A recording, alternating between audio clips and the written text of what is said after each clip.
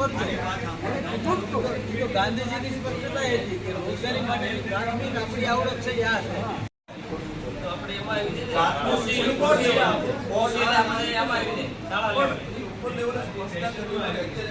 પછી એક શૂન્યાવકાશ હતો અને મોટા ભાગના એવું ધારતા હતા કે બસ હવે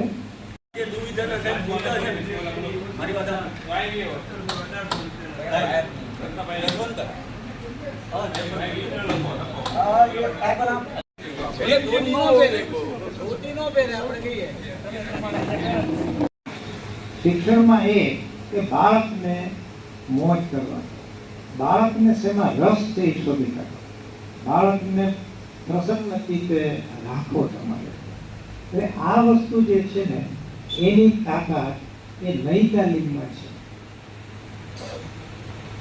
પણ આપણે નઈ તાલીમને એક તંત્ર તરીકે જોઈએ છીએ।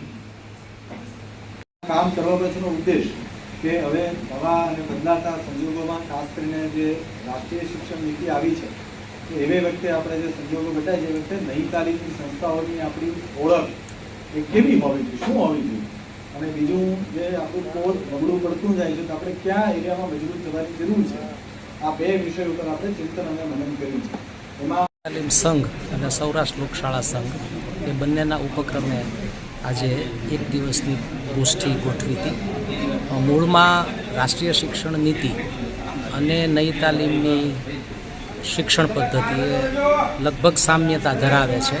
તેમાં વધારે સારી રીતે આપણે કઈ રીતે ભાગ લઈ શકીએ અને આપણા જે કંઈ મૂલ્યો છે એ મૂલ્યોને વધારે સારી રીતે શિક્ષણમાં કઈ રીતે મૂકી શકીએ એ સંદર્ભે આજે બેઠક આપણે કરી હતી। અને એમાં આ એક બેઠક થઈ સૌરાષ્ટ્રની, એવી રીતે ઉત્તર ગુજરાત, મધ્ય ગુજરાત અને દક્ષિણ ગુજરાત એની બેઠકો પણ થશે અને પછી એક મુસદ્દો તૈયાર કરી અને સરકારની સાથે છે એ આના સંદર્ભે છે એ આગળ જે કંઈ ગોઠવણી કરવાની થાય છે ગોઠવણી આપણે કરવાનો પ્રયત્ન કરશું।